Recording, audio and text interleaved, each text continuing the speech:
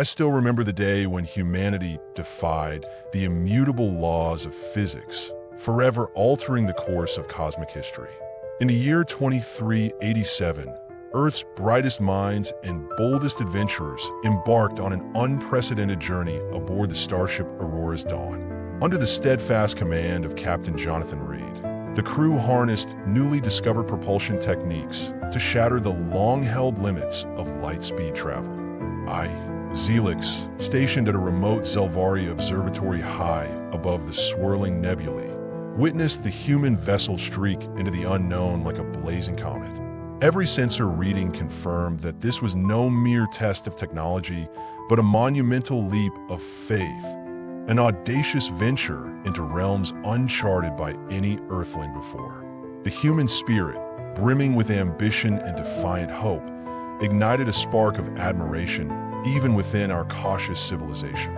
As the vessel disappeared into the vast tapestry of stars, whispers of both excitement and foreboding stirred among my people, setting the stage for events that would shake the very foundations of interstellar diplomacy and conflict. Not long after that fateful jump, our paths converged in a meeting that was as historic as it was delicate. I was assigned to greet these intrepid humans, a duty that filled me with both honor and apprehension. Accompanying me were esteemed representatives from Earth, the brilliant and inquisitive Dr. Amelia Carter, whose eyes shone with scientific wonder, and Prime Minister Elena Rodriguez, whose determination to safeguard her people was palpable. Our initial encounter unfolded in a luminous chamber aboard the Zelvarri vessel Elysium, where diplomatic protocols blended with genuine curiosity. For several long hours, we exchanged ideas, shared our cultures, and marveled at the technological prowess that humanity had developed. The air was charged with optimism, as if this encounter heralded the dawn of a new era of mutual understanding. Yet beneath the layers of formality and cordial smiles, subtle tensions hinted at deeper agendas. Every gesture, every carefully chosen word, resonated with the promise of future collaboration, a promise that, unbeknownst to us at that time, would soon be tested by the dark undercurrents of betrayal and ambition. As the days passed, the veneer of peace began to crumble, revealing hidden machinations that were as chilling as they were insidious.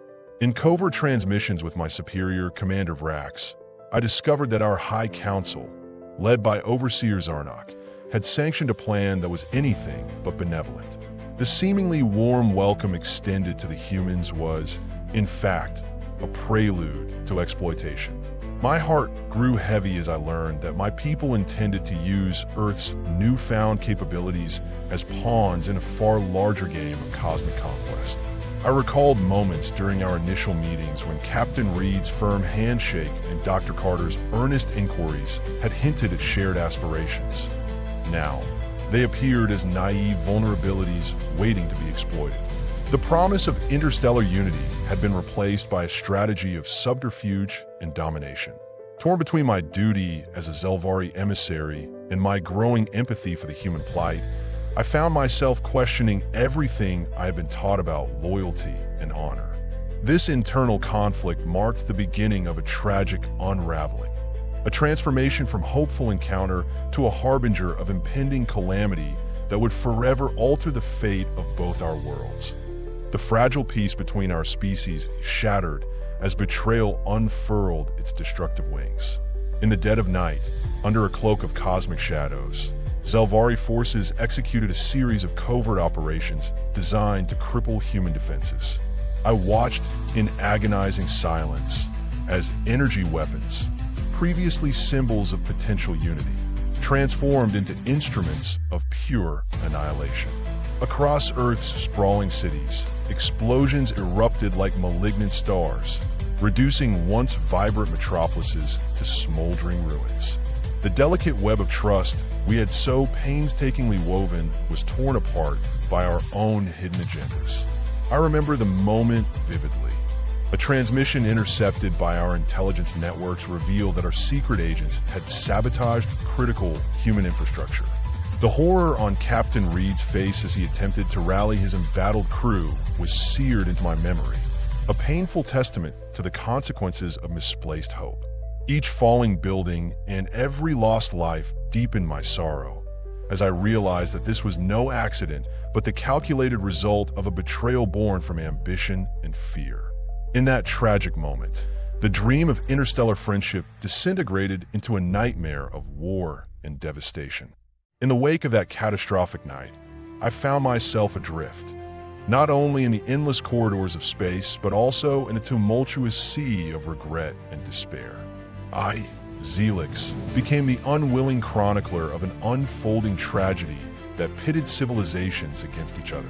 My heart ached with every report of human suffering, each cry of anguish transmitted across the silent void. As I recorded the grim details, I could not escape the torment of knowing that my people had played a pivotal role in igniting this inferno. Nights on the observatory were filled with restless contemplation, the stars above mocking my inability to rewrite the past. I recalled fondly the moments of genuine connection during our first contact, now tainted by the grim reality of war. The once celebrated achievement of humanity's superluminal leap had become the catalyst for an endless cycle of violence and retribution. Every data log, every intercepted communication, served as a stark reminder of the irreversible damage wrought by our treachery. Alone in the darkness, I agonized over the duality of my existence, as both an emissary of a mighty civilization and a harbinger of destruction, haunted by the legacy of a trust betrayed. The simmering tensions between the Zelvarri and humanity soon exploded into an all-out war that engulfed the cosmos in chaos. Under the ruthless command of Commander Vrax, our advanced fleets descended upon Earth like a relentless plague, their warships casting enormous shadows over the beleaguered planet. The skies above Earth darkened with the approach of our armada, as plasma missiles and energy beams rained down in merciless succession. I watched in horrified silence from my post as human fighters, led by the indomitable Captain Reed, launched desperate counterattacks in the face of overwhelming odds. The roar of battle filled the void, punctuated by the cries of soldiers and the deafening thud of explosions. In every conflict, every skirmish, the brutal reality of interstellar warfare was laid bare, a vivid tapestry of heroism and carnage. Even the most advanced human defenses buckled under the relentless assault, forcing their brave leaders to adopt radical strategies in a bid for survival. Amid the chaos, it became painfully evident that this war was not merely a clash of technologies, but a profound struggle for the very soul of both our civilizations. As the war raged on, the fate of Earth hung by a thread, suspended between despair and defiant hope. In the midst of relentless bombardments, Prime Minister Elena Rodriguez emerged as a unifying force, rallying the disparate remnants of Earth's military and civilian populations.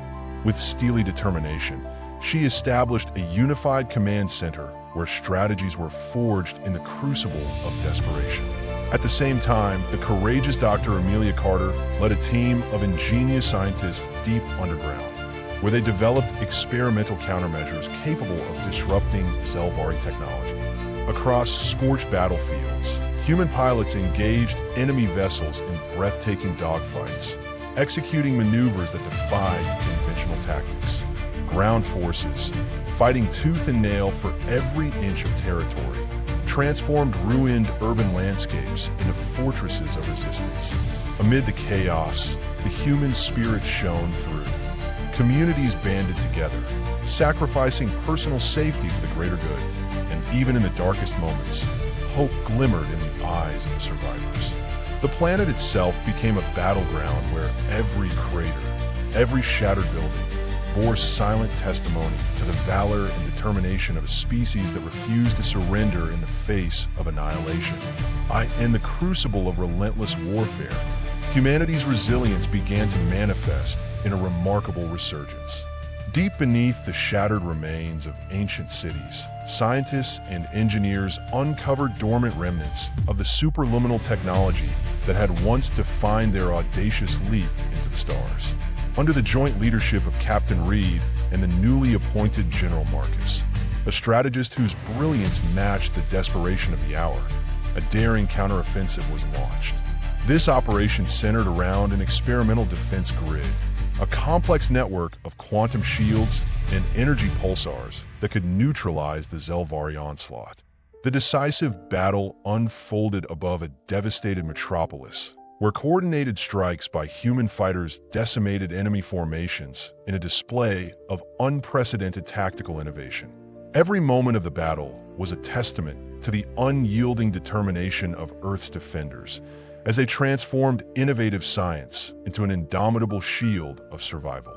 The unexpected success of the defense grid not only repelled the enemy forces, but also ignited a newfound sense of unity and pride among the human population, signaling a turning point in the war that had once seemed hopeless.